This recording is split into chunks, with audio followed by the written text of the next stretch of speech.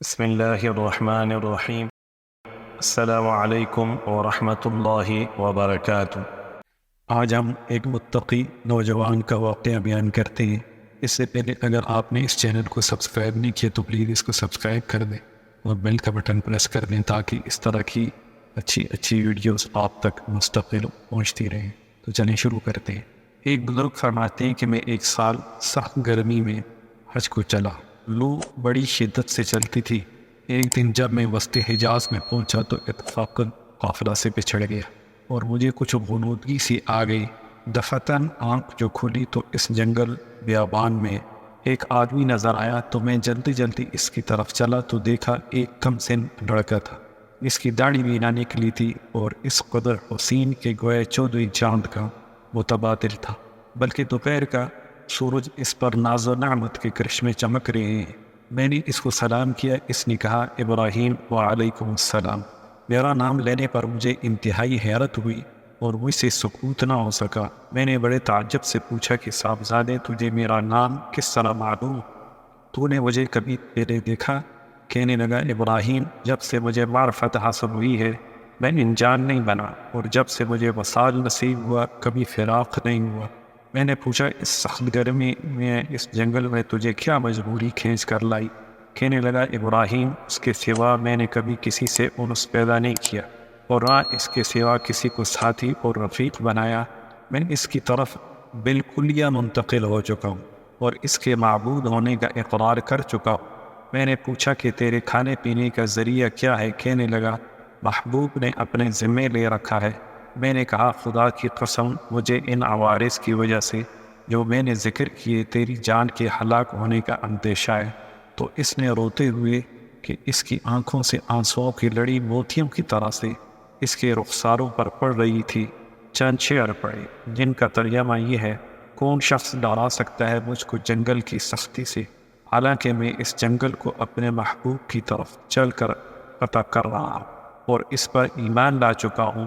مجھ کو بے چین کر رہا ہے اور شوق ابارے لیے جاتا ہے، اور اللہ کا چاہنے والا کبھی کسی آدمی سے نہیں ڈر سکتا۔ اگر مجھے بھوک لگے گی تو اللہ کا ذکر میرا پیٹ بھرے گا، اور اللہ کی حمد کی وجہ سے میں پیاسا نہیں ہو سکتا، اور اگر میں ضعیف ہوں تو اس کا عشق مجھے حجاز سے خراسان تک لے جا سکتا ہے۔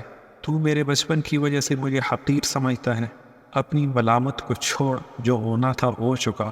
میں نے پوچھا تجھے خدا کی قسم اپنی صحیح عمر بتا کیا ہے؟ کہنے لگا تو نے بڑی سخت قسم مجھے دے دی جو میرے نزدیک بہت ہی بڑی ہے، میری عمر 12 برس ہے۔ پھر وہ کہنے لگا ابراہیم تجھے میری عمر پوچھنے کی کیا ضرورت پیش آئی؟ میں نے کہا مجھے تیری باتوں نے حیرت میں ڈال دیا۔ کہنے لگا اللہ کا شکر ہے اس نے بہت نعمتیں عطا فرمائی، اور اللہ کا فضل ہے کہ اس نے اپنے بہت سے مومن بندوں سے افضل بنایا۔ ابراہیم کہتے ہیں مجھے اس کے حسن صورت، حسن سیرت اور شیرین کلام پر بڑا تعجب ہوا۔ میں نے کہا سبحان اللہ، حق تعالی شانہ نے کیسی صورتیں بنائی ہیں۔ اس نے تھوڑی دیر نیچے کو سر جھکا لیا، پھر اوپر کی طرف نظر اٹھا کر بہت ترچھی اور کڑوی نگاہ سے مجھے دیکھا اور چند شعر پڑھے جن کا ترجمہ یہ ہے: اگر میری سزا جہنم ہو تو میرے لیے ہلاکت ہے، اس وقت میری یہ رونق اور خوبصورتی کیا بنائے گی؟ اس وقت میری ساری خوبیوں کو عذاب عیب دار بنا دے گا، اور جہنم میں طویل عرصہ تک رونا پڑے گا۔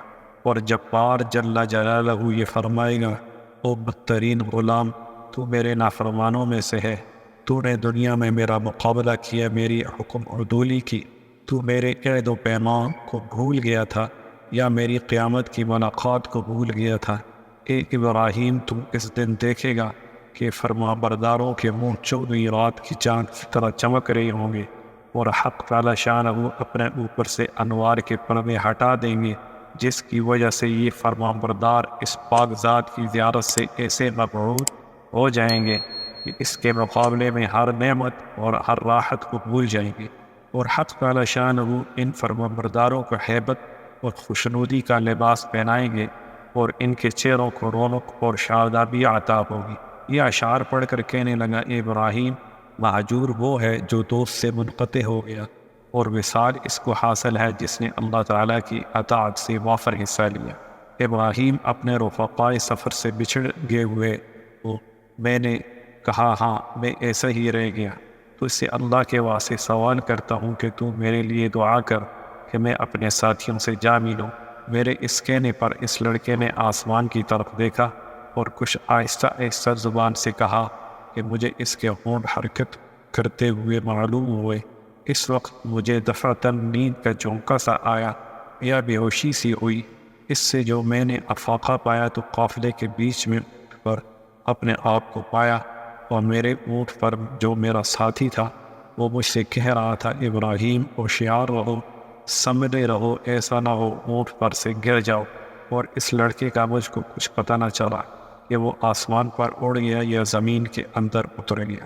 جب ہم سارا راستہ طے کر کے مکہ مکرمہ پہنچ گئے اور میں حرم شریف میں داخل ہوا تو کیا دیکھتا ہوں کہ وہ لڑکا کعبہ شریف کا پردہ پکڑے ہوئے رو رہا ہے اور چند شعر پڑھ رہا ہے جن کا ترجمہ یہ ہے: میں کعبہ کا پردہ پکڑ رہا ہوں اور بیت اللہ کی زیارت بھی کر رہا ہوں، لیکن دل میں جو کچھ ہے اس کو اور راز کی بات کو تو خوب جانتا ہے۔ میں بیت اللہ کی طرف پیدل چل کر آیا ہوں، کہیں سوار نہیں ہوا، اس لیے کہ میں باوجود اپنی کم سنی کے فریفتہ عاشق میں بچپن ہی سے تجھ پر مرنے لگا ہوں، جبکہ میں عشق کو جانتا بھی نہ تھا، اور اگر لوگ ملامت کریں کسی بات پر تو میں اپنے عشق کا طفل مکتب ہوں۔ اے اللہ، اگر میری موت کا وقت آ گیا ہو تو شاید میں تیرے وصل سے بہرایاب ہو سکوں۔ اس کے بعد وہ بے اختیار سجدے میں گر گیا اور میں دیکھتا رہا، اور اس کے بعد میں اس کے پاس گیا اور اس کو ہلایا تو وہ انتقال کر چکا تھا۔ ابراہیم رحمۃ اللہ علیہ کہتے ہیں کہ مجھے ان کے انتقال کا بڑا صدمہ ہوا۔ میں وہاں سے اٹھ کر اپنے قیامگاہ پر آیا اور اس کے کفن دینے کے لیے کپڑا لیا اور مدد کے لیے 1-2 آدمی ساتھ لیے اور وہاں پہنچا جہاں اس کو مردہ چھوڑ کر آیا تھا، تو اس کی نعش کا کہیں پتہ نہ چلا۔ وہاں دوسرے حاجیوں سے دریافت کیا مگر کسی کو بھی پتہ نہ تھا کہ کسی نے اس کو دیکھا، تو میں سمجھا اللہ تعالیٰ نے اس کو لوگوں کی آنکھوں سے پوشیدہ فرما رکھا تھا۔ میں وہاں سے اپنی قیامگاہ پر واپس آ گیا اور مجھے کچھ غنودگی سی آ گئی، تو میں نے اس کو خواب میں دیکھا کہ وہ ایک بہت بڑے مجمع میں ہے اور سب سے پیش ہے، اور اس پر اس قدر نور چمک رہا ہے اور ایسے عمدہ جوڑے ہیں کہ ان کی صرف بیان میں نہیں آ سکتی۔ میں نے اس سے پوچھا کہ تو وہی لڑکا ہے؟ کہنے لگا میں وہی ہوں۔ میں نے پوچھا کیا تیرا انتقال نہیں ہوا؟ اس نے کہا ہاں ہو گیا۔ میں نے کہا میں نے تجھے تجہیز و تکفین کے لیے بہت تلاش کیا، کہیں پتہ نہ چلا۔ کہنے لگا ابراہیم سن، جس نے مجھے میرے شہر سے نکالا اور اپنی محبت میں فریفتہ کیا اور میرے عزیز و اقارب سے جدا کیا، اسی نے مجھے کفن دیا اور کسی دوسرے کا محتاج بننے نہیں دیا۔ میں نے پوچھا حق تعالی شانہ نے مرنے کے بعد تیرے ساتھ کیا معاملہ کیا؟ اس نے کہا اللہ جل شانہ نے مجھے اپنے سامنے کھڑا کیا اور فرمایا کہ تو کیا چاہتا ہے؟ میں نے عرض کیا الہ، تو الہی مقصود ہے اور تیری ہی مجھے آرزو ہے۔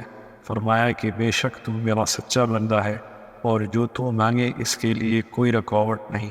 میں نے عرض کیا میں یہ چاہتا ہوں کہ میرے زمانے کے تمام آدمیوں میں میری سفارش قبول فرما لے۔ ارشاد ہوا کہ ان سب کے بارے میں تیری سفارش قبول ہے۔ ابراہیم کہتے ہیں کہ اس کے بعد اس لڑکے نے خواب میں مجھ سے رخصتی مصافحہ کیا اور میں نیند سے بیدار ہو گیا۔ میں نے حج کے جو ارکان باقی تھے وہ پورے کیے، مگر اس لڑکے کی یاد سے اور اس کے رائے سے میرے دل قرار نہ تھا۔ میں حج سے فارغ ہو کر واپس ہوا، لیکن حالت یہ تھی کہ راستہ میں سارے قافلے والے یہ کہتے تھے کہ ابراہیم تیرے ہاتھ کی مہک سے ہر شخص حیران ہے کہ کیسی خوشبو آ رہی ہے، اور اس واقعے کی نقل کرنے والے کہتے ہیں کہ مرنے تک ابراہیم رحمۃ اللہ علیہ کے ہاتھوں میں سے وہ خوشبو آتی رہی۔ بے شک جو اللہ کی محبت میں ڈوب جاتا ہے اس کی کیفیت ایسی ہی ہو جاتی ہے، اور یقیناً اصل چیز تو اللہ اور اس کے رسول کی محبت ہی ہے۔ خوش نصیب ہے وہ مسلمان جو اللہ اور اس کے رسول کی محبت میں ڈوب کر زندگی گزارے۔